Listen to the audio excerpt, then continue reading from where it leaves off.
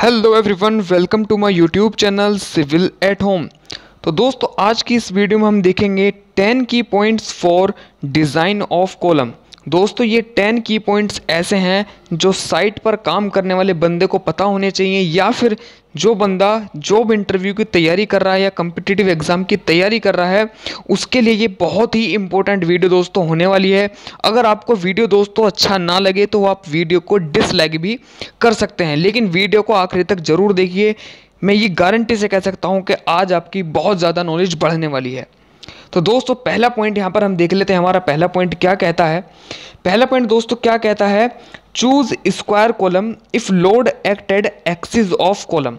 दोस्तों, इस पॉइंट में क्या कहा गया है कि हमें स्क्वायर कॉलम को चूज करना है कब? जब उस पर जो लोड लग रहा है वो कॉलम की एक्सिस पर लगे। ये मैं आपको एक पिक्चर की हेल्प से शो कर देता हूं कि ये क्या बताना चाह रहा है।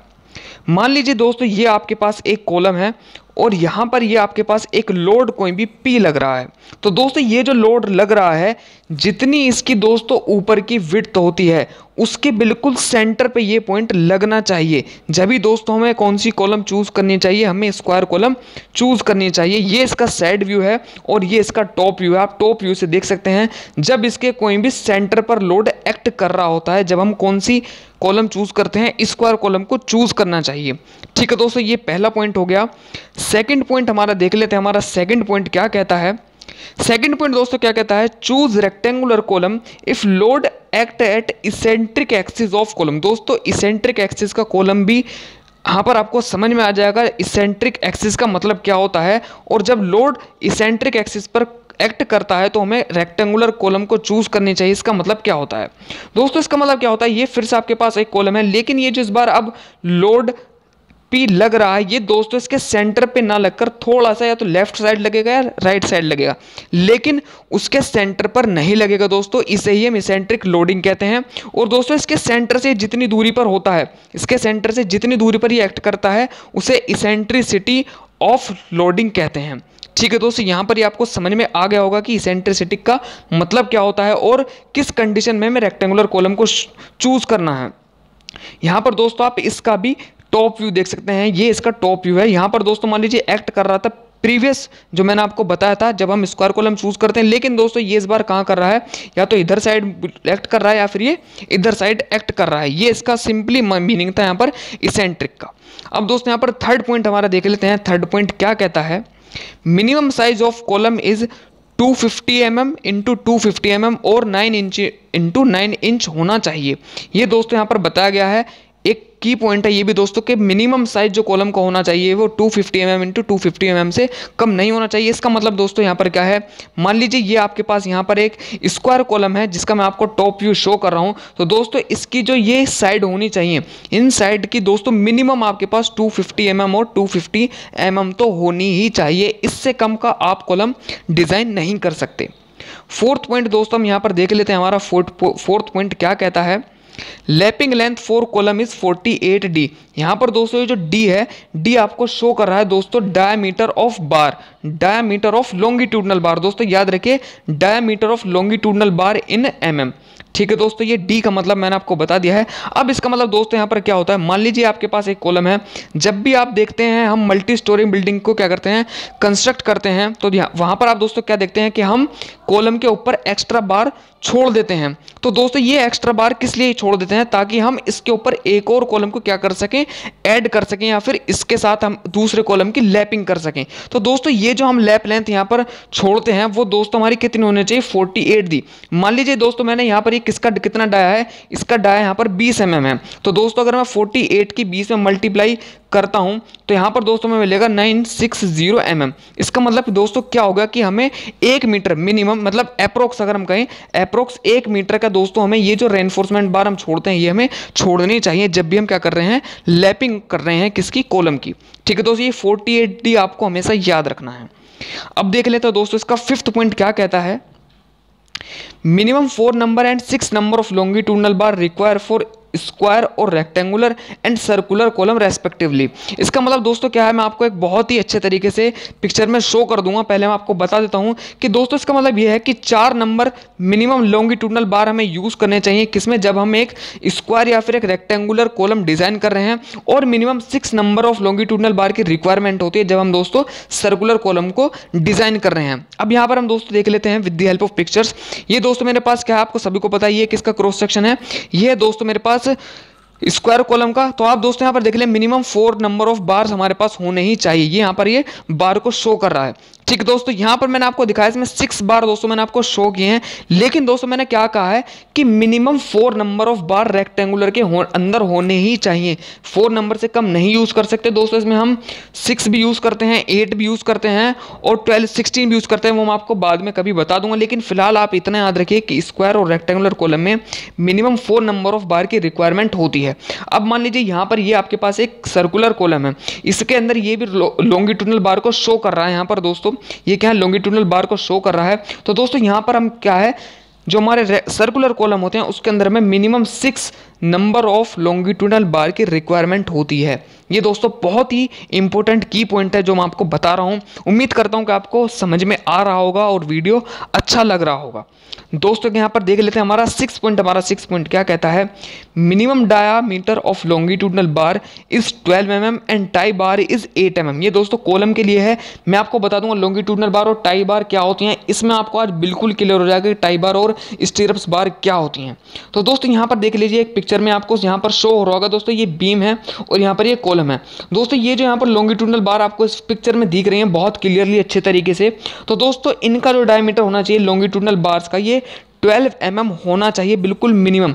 और दोस्तों ये टाइज जो आप यहाँ पर देख रहे हैं, ये जो इनको बाइंड करके हैं, जो इनको पोजीशन में रखे हुए हैं, ये दोस्तों टाई कहते हैं, इन्हें लेटरल टाई बार्स कहते हैं या फिर इन्हें टाइज कहते हैं। तो दोस्तों ये मिनिमम 8 mm के बार की होनी ही चाहिए। और दोस्तों यहाँ पर आपको स्टीरप्स और टाई में भी डिफरेंस बिल्कुल क्लियर हो गया होगा दोस्तों। जब भी हम लेटरल बार को किसके अंदर यूज करते हैं, कॉलम के अंदर यूज करते हैं, तो दोस्तों उसे हम टाइज कहते हैं। और जब हम लेटरल बार को बीम के अंदर यूज करते हैं तो दोस्तों हम उसे स्टीरप्स कहते हैं। ये बहुत ही क्लियर माइंड में रख लेना चाहिए हमेशा के लिए, ठीक है दोस्तों। ये आपको कहीं भी इंटरव्यू में कभी भी पूछा जा सकता है कि टाइज और स्टीरप्स में क्या डिफरेंस होता है।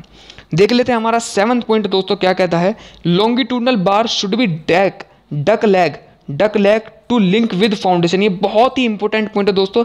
डक लेग का दोस्तों यहाँ पर मतलब क्या होता है, एक पिक्चर में आपको समझाऊंगा बहुत ईजी से। मान लीजिए आपके पास दोस्तों क्या करते हैं, हम जब भी कॉलम को डिजाइन करते हैं तो दोस्तों हम कॉलम को एक क्या करते हैं, फाउंडेशन के साथ अटैच कर देते हैं। और दोस्तों अब मैं आपको पिक्चर में दिखा देता हूं क्या करते हैं। मान लीजिए आपके पास एक कॉलम है और नीचे एक फुटिंग है। दोस्तों यहां पर आपको पिक्चर इसमें दिख रहा होगा पिक्चर में कि दोस्तों ये जो लॉन्गिट्यूडनल बार है, इसको हमने कुछ ये इस तरीके से आकर हमने ऐसे मोड़ दिया है, इस तरीके से हमने इसको शेप दे दी है, ठीक है दोस्तों। ये 2D बना रहा हूं, यहाँ आपको 3D में बिल्कुल क्लियरली दिख रहा होगा दोस्तों यहाँ पर कि हम इस तरीके से इन्हें मोड़ देते हैं। यही दोस्तों डक लेग होता है किसका, लॉन्गिट्यूडनल बार का। और हम इसको किससे अटैच कर देते हैं, इसको हम फाउंडेशन जो भी हमारी होती है उसके साथ हम अटैच करने के लिए इसको इस पोजीशन में बनाते हैं। दोस्तों आपको बहुत ही क्लियर अच्छे से समझ में आ गया होगा कि डक लेग का मतलब क्या होता है और रेनफोर्समेंट बार जो हमारी लॉन्गिट्यूडनल बार होती हैं उन्हें हम डक लेग फॉर्म में क्यों मोड़ते हैं, ठीक है दोस्तों। देख लेते हैं हमारा आज का 8 पॉइंट हमारा क्या कहता है, minimum area of reinforcement is 0.8 and maximum is 0.6% of column cross section. इसका मतलब दोस्तों यहाँ पर क्या है, जो हमारे पास कॉलम का क्रॉस सेक्शन होता है उसके अंदर जो दोस्तों रेनफोर्समेंट बार होती है, जो रेनफोर्समेंट होती है उसका मिनिमम जो दोस्तों जो रेनफोर्समेंट बार हमारी ऑक्यूपाइड करती है, जो हमारा जितना भी एरिया रेनफोर्समेंट बार लेती है वो उस कॉलम क्रॉस सेक्शन का 0.8% मिनिमम और मैक्सिमम 6% होना चाहिए। यहाँ पर दोस्तों समझ लेते हैं, मान लीजिए ये मेरे पास एक क्या है, क्रॉस सेक्शन है किसी भी कॉलम का। तो दोस्तों ये जो रेनफोर्समेंट बार है यहाँ पर, ये जितनी भी रेनफोर्समेंट बार हैं, तो दोस्तों ये जो रेनफोर्समेंट बार यहाँ पर एरिया अपना ऑक्यूपाइड कर रही हैं, ये जितना भी एरिया ले रही हैं वो दोस्तों मिनिमम 0.8% इस पूरे क्रॉस सेक्शन का, जो कॉलम का क्रॉस सेक्शन है उसका होना चाहिए और मैक्सिमम 6% ही होना चाहिए। यहाँ पर सिर्फ इसका सिंपली ये मीनिंग है और ये बहुत ही इंपॉर्टेंट पॉइंट है सभी पर्पज़ के लिए, चाहे आप बीटेक कर रहे हो, पॉलिटेक्निक कर रहे हो, चाहे आपको किसी भी कंपटीशन की तैयारी कर रहे हो, चाहे आप जॉब इंटरव्यू की ही तैयारी क्यों ना कर रहे हो। ये दोस्तों बहुत ही इंपॉर्टेंट पॉइंट है हर चीज़ के लिए। 9th पॉइंट दोस्तों हमारे यहाँ पर देख लेते हैं। 9th पॉइंट हमें क्या बताता है, minimum M20 grade of concrete and Fe 500 use for column. दोस्तों इसका मतलब क्या है, M20 का मतलब दोस्तों यहाँ पर आप सभी को पता है, मैं आपको ज़्यादा बेसिक नहीं बताऊंगा। M का मतलब दोस्तों सभी को पता है और 20 का मतलब भी सभी को पता है। 20 का मतलब दोस्तों यहाँ पर क्या होता है, 28 डेज पर कंक्रीट की कैरेक्टरिस्टिक स्ट्रेंथ होती है, किसमें 20 न्यूटन पर mm²। ठीक है दोस्तों, ये इतनी होनी ही चाहिए 28 डेज पर। और Fe 500 का मतलब दोस्तों आपको पता है इसकी टेंसाइल स्ट्रेंथ कितनी होनी चाहिए, 500 न्यूटन पर mm² होनी ही चाहिए। ठीक है दोस्तों, इसका सिंपली मीनिंग ये होता है, ये आपको सिर्फ एक स्टेटमेंट था कि आपको जब भी आप कॉलम कंस्ट्रक्ट कर रहे हैं तो आपको उसके अंदर मिनिमम M20 ग्रेड का कंक्रीट यूज़ करना है और Fe 500 को ही आपको यूज़ करना है। ठीक है दोस्तों, और आज का आखिरी और 10th पॉइंट हम देख लेते हैं क्या बताता है। दोस्तों इसमें बताता है the spacing of lateral ties, जो मैंने आपको दोस्तों बताई थी अभी, टाई बार होती हैं। ठीक है दोस्तों, should be 100 mm centre to centre throughout the length of lapping. जहां पर दोस्तों मैंने आपको बता दिया है, जब भी हम लैपिंग करते हैं, ये लैपिंग होती है, तो दोस्तों जहां पर भी हम लैपिंग करते हैं वहां पर जो स्पेसिंग होगी लेटरल बाइस की, लेटरल टाइज की, जहां पर ये जितनी भी इनकी क्या होगी, सेंटर टू सेंटर डिस्टेंस होगी, वो कितनी होनी चाहिए, 100 mm होनी चाहिए जहां पर लैपिंग आ रही होती है। और दोस्तों जहां पर ये लैपिंग नहीं होती, जो भी इसका रिमेनिंग स्पैन होता है जो भी, तो दोस्तों वहां पर कितना यूज करेंगे हम, सिर्फ और सिर्फ 150 mm को ही यूज करेंगे उनकी सेंटर टू सेंटर डिस्टेंस। यहाँ पर दोस्तों आप एक पिक्चर में दिख रहा होगा, मान लीजिए मुझे इस कॉलम के ऊपर एक और कॉलम अटैच करनी है, तो दोस्तों इस कॉलम से जिस कॉलम को मैं अटैच कर रहा हूँ इतने अंदर, तो दोस्तों इस बीच में जितने भी टाई आएंगे दोस्तों उनकी centre to centre distance 100 mm होगी। और जितना भी रिमेनिंग स्पैन है आपको दिख रहा है, यहाँ पर आप दोस्तों 150 mm की सेंटर टू सेंटर स्पेसिंग रख सकते हैं। दोस्तों उम्मीद करता हूँ आपको वीडियो अच्छा लगा होगा। प्लीज़ वीडियो को लाइक कीजिए, शेयर कीजिए, और अगर आपने अभी तक चैनल को सब्सक्राइब नहीं किया है तो प्लीज़ चैनल को सब्सक्राइब कीजिए। Thank you for watching guys, please stay at home and stay safe. Thank you again दोस्तों।